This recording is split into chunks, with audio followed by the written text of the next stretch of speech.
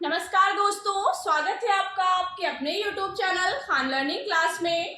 आज के इस वीडियो में हम उद्दीपन परिवर्तन कौशल का मतलब स्टिमुलस वेरिएशन स्किल का अध्ययन करेंगे। तो एंड तक बने रहिए हमारे साथ इस वीडियो में। आइए वीडियो शुरू करते हैं। देखिए, उद्दीपन परिवर्तन क्या होता है। ये कौशल जो टीचिंग स्किल्स में मतलब जो टीचिंग स्किल्स में सबसे इम्पोर्टेंट कौशल है। वैसे तो सभी इम्पोर्टेंट है, बट बच्चों का जो अटेंशन है वो अपनी ओर आकर्षित करने के लिए, बच्चों का ध्यान अपनी ओर आकर्षित करने के लिए मेन मतलब मुख्य रूप से इस स्किल का यूज किया जाता है। तो आइए देखते हैं क्या होता है उद्दीपन परिवर्तन कौशल।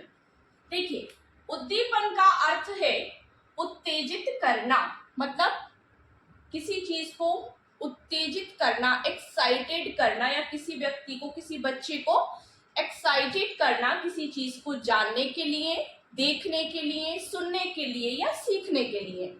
तो ये होता है उद्दीपन का अर्थ। आइए देखते हैं आगे। विद्यार्थियों के ध्यान को आकर्षित करने और उस स्थिति को बनाए रखने के लिए पर्यावरण में मतलब क्लासरूम का जो एटमॉस्फेयर है, पर्यावरण किससे अर्थ है यहाँ जो कक्ष का वातावरण है हमारा, उसमें उद्दीपनों को बदलकर विद्यार्थियों के ध्यान को आकर्षित और केंद्रित करना, रुचि को बनाए रखना है। ये उद्दीपन का अर्थ होता है या इसकी परिभाषा होती है। मतलब इसको कैसे समझेंगे हम कि विद्यार्थियों का ध्यान हम अपनी ओर कैसे आकर्षित करेंगे। ऐसा नहीं कि हम एक ही टॉपिक को, एक ही बात को रिपीट किए जा रहे हैं या एक ही उद्दीपन के द्वारा बच्चों को समझाया जा रहा है। तो बच्चे भी एक ही एक चीज को देखकर बोर हो जाते हैं। हम ही हो जाते हैं जब हमारे सामने कोई एक ही एक चीज बार बार दिखाई जाए तो हम उसमें फिर ज्यादा इंटरेस्ट नहीं लेते। तो बच्चों के सामने कक्ष के अंतर्गत नई नई चीजों का प्रदर्शन करना चाहिए शिक्षक को। तो उसी पर ये उद्दीपन परिवर्तन कौशल आधारित होता है। देखते हैं कि उस स्थिति को बनाए रखने के लिए पर्यावरण में मतलब क्लास का जो एटमॉस्फेयर है उसके अंतर्गत उद्दीपनों को बदल कर, जैसे उद्दीपन भी बहुत प्रकार के होते हैं, चेहरे के हाव भाव से, बॉडी मूवमेंट, आपका अंग संचलन, हाथ घुमाना, मतलब ऐसे ही नहीं अनावश्यक संचलन होता रहे कि हम हाथ पर ऐसे ही घुमा रहे हैं बिना किसी कारण के। नहीं, हमारे टॉपिक से रिलेटेड ही हमें बॉडी मूवमेंट करना चाहिए, वो ही हमारा उद्दीपन के अंतर्गत आता है। क्योंकि कोई भी शिक्षक हो यदि ऐसे सावधान की स्थिति में जाकर खड़ा हो जाएगा तो बच्चे उसको इतना अटेंशन नहीं देंगे, मतलब उसको इतना ध्यानपूर्वक नहीं देखेंगे, उससे आकर्षित नहीं होंगे। तो हमें बच्चों का ध्यान आकर्षित करना है तो हमें एक जोकर का कार्य भी करना पड़ सकता है। हो सकता है कि हमें कक्ष के अंतर्गत डांस भी करना पड़े। ठीक है, अपनी बॉडी लैंग्वेज के अनुसार हम बच्चे को अपनी ओर किस तरह आकर्षित कर सकते हैं, ये हमारे टीचिंग स्किल्स पर डिपेंड करता है और यही उद्दीपन परिवर्तन कौशल के अंतर्गत आता है। तो विद्यार्थियों के ध्यान को आकर्षित और केंद्रित करना मतलब अपनी ओर सेंट्राइज्ड करना, रुचि को बनाए रखना है, ये उद्दीपन परिवर्तन है। जैसे मान लीजिए, अब इसके उदाहरण देख लेते हैं फिर आगे और समझेंगे।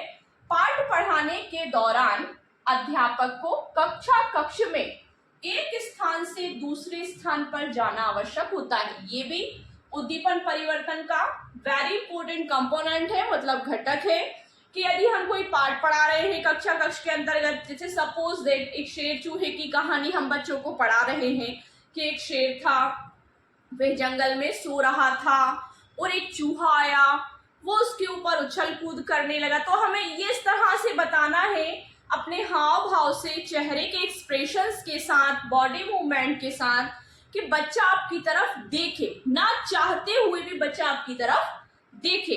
मतलब हमें अपने आप को इस तरह से प्रेजेंट करना है बच्चे के सामने। तो एक स्थान से दूसरे स्थान पर जाना भी आवश्यक होता है। ये नहीं कि हम एक ही जगह खड़े और सावधान की स्थिति में खड़े होकर हमने पाठ पढ़ा दिया और खत्म। नहीं, हमें पूरी कक्ष में घूमना भी होगा, राउंड अप भी करना होगा, एक एक बच्चे पर हमारी नजर होनी चाहिए। फिर कोई चित्र या नमूना दिखाना, सपोज दैट शेर और चूहे की कहानी हम पढ़ा रहे हैं तो हम शेर का कोई बड़ा सा पिक्चर ले गए, चूहे का, शेर चूहे का पिक्चर ले गए या कोई मॉडल ले गए, तो बच्चे उसको देखेंगे क्योंकि वो उनके सामने नई चीज होगी। तो इस तरह से हमें उनका ध्यान अपनी ओर, अपने टॉपिक की ओर आकर्षित करना है। उसका कोई पिक्चर बच्चों के सामने इमेज मतलब रखनी चाहिए, उन्हें दिखाना चाहिए कि ये शेर है, ये चूहा है, ये इसके ऊपर कूद रहा है, शेर सो रहा है जंगल में। तो इस तरह की इमेज बच्चों के सामने क्रिएट करना, ठीक है, जिससे बच्चों का ध्यान आकर्षित हो, क्योंकि छोटा बच्चा बस इतना ही समझ पाता है कि उसके सामने यदि कोई चीज रखी हो तो वो उसको ध्यान से देखेगा, अट्रैक्ट होगा उसकी तरफ। अब इसी तरह से कोई चित्र या नमूना दिखा देना, मतलब कोई भी टॉपिक, जैसे मान लीजिए ज्योग्राफी का कोई टॉपिक हम पढ़ा रहे हैं तो ग्लोब हम ले गए, ठीक है, कोई चार्ट वगैरह ले गए उससे रिलेटेड, फिर इसी के आधार पर हमें बच्चों को अपनी ओर आकर्षित करना होता है। अनावश्यक संचलन बिल्कुल नहीं करना चाहिए, मतलब ऐसा भी ना हो कि हम अनावश्यक रूप से अपना बॉडी मूवमेंट कर रहे हैं, इधर उधर घूम रहे हैं, मतलब जितना जरूरत हो, जितना सफिशिएंट हो उतना ही हमें बॉडी मूवमेंट पर ध्यान देना है या उद्दीपन पर ध्यान देना है। फिर है स्वर में परिवर्तन। ऐसा नहीं कि कोई पाठ पढ़ाते समय हम एक ही लय में पढ़ते चले जा रहे हैं, स्वरों में उतार चढ़ाव होना भी बहुत जरूरी है। आरोह अवरोह के साथ हमें पाठ को पढ़ना चाहिए और पढ़ाना चाहिए, तब मतलब बच्चे को एक ऐसा लगना चाहिए सुनते समय जैसे कोई जीवंत चीज उसके सामने हो और वो सचमुच उसी माहौल में बैठा हो, उसके सामने एक ऐसी इमेज क्रिएट हो जाए कि जिस चीज को वो सुन रहा है उसमें पूरी तरह से डूब जाए, उसको सुने ध्यान पूर्वक। तब हमारा जो उद्दीपन परिवर्तन कौशल है, यदि हम बच्चे को अपनी ओर आकर्षित कर पाते हैं, उसका ध्यान अपने टॉपिक, अपने कंटेंट की तरफ ला पाते हैं, तो हम इस स्किल्स में सफल हो जाते हैं, टीचिंग स्किल्स में सफल हो जाते हैं। तो ये था हमारा उद्दीपन परिवर्तन कौशल। तो मतलब ये है कहने का कि मतलब हमें क्लासरूम के अंदर किसी ना किसी रूप में एक्टिविटी करते रहना चाहिए, कोई भी क्रियाकलाप, कोई भी संचलन करते रहना चाहिए जो हमारे कंटेंट से रिलेटेड हो। सो डियर स्टूडेंट्स, अगर आपको वीडियो अच्छा लगा हो तो वीडियो को लाइक शेयर करिए, चैनल को सब्सक्राइब कीजिए और बेल आइकन को प्रेस कीजिए, जिससे कि आपको हमारे आने वाले लेटेस्ट वीडियोस के नोटिफिकेशंस मिलते रहें। Thank you so much.